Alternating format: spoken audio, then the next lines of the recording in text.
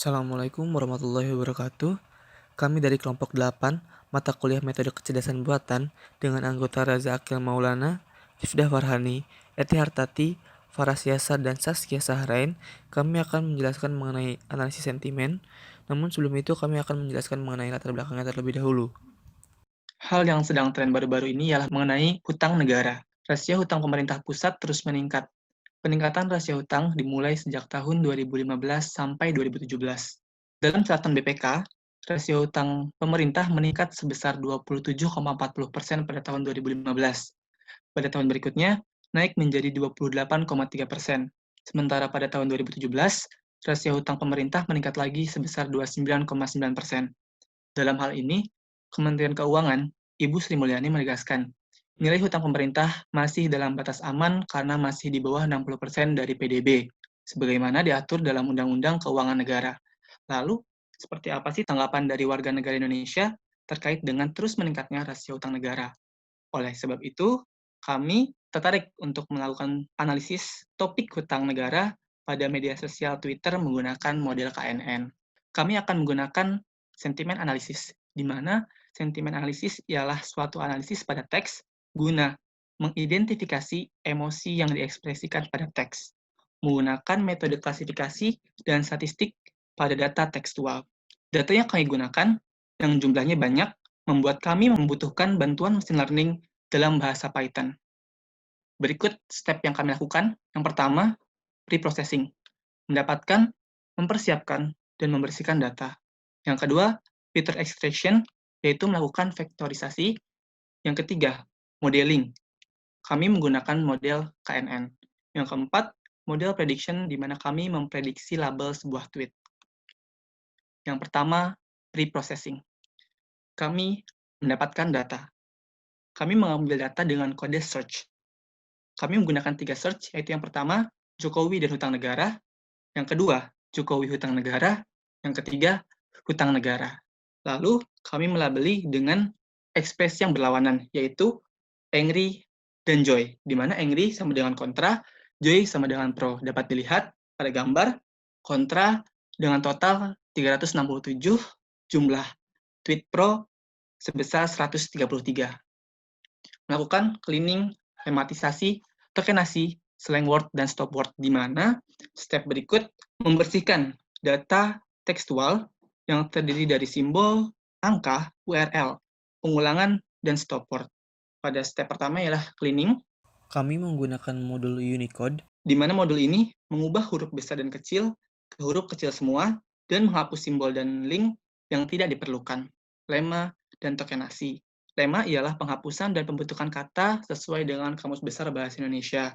Dalam code, kami menggunakan streamer, di mana streamer itu fungsinya untuk menghapus imbuhan dari suatu kata. Lalu tokenasi ialah memecah sebuah kalimat menjadi kata.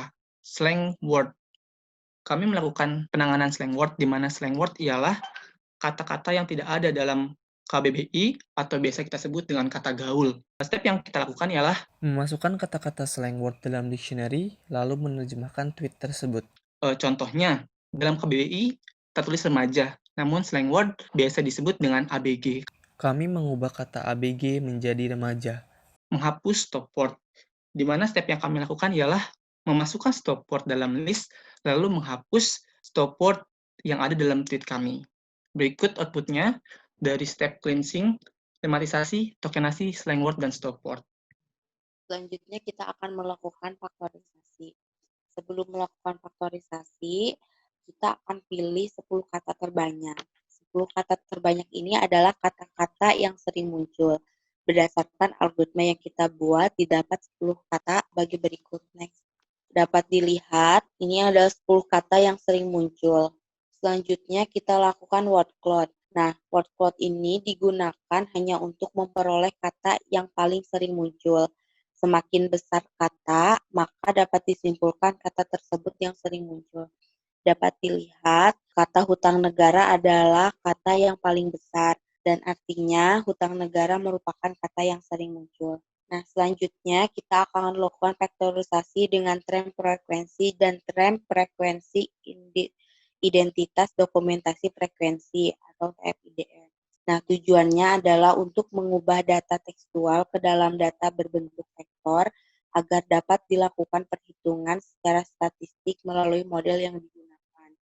TF-IDF ini merupakan salah satu algoritma untuk menghitung bobot setiap kata yang umum digunakan. Secara sederhana, untuk mengetahui suatu kata yang sering muncul dalam dokumen, metode ini akan menghitung nilai TF dan TF-IDF setiap dokumen. TF yang digunakan adalah TF biner. TF biner hanya memperlihatkan suatu kata ada atau tidaknya dalam sebuah dokumen. Jika ada, diberi tanda 1 dan jika tidak, diberi tanda 0. Nah, berbeda dengan TF, semakin sering kata muncul dalam dokumen, maka nilai semakin besar. Sedangkan dalam IDF, semakin kecil data muncul, maka dokumen nilainya semakin besar. Dari hasil faktorisasi, kita gunakan teknik TF-IDF. Kenapa? Karena teknik TF-IDF lebih baik digunakan dalam kasus ini dibandingkan teknik TF. Karena setiap dokumen berbeda pada topik yang sama. Akibatnya akan ada beberapa kata pelengkap yang sering muncul seperti negara, rakyat, Indonesia, dan lain sebagainya.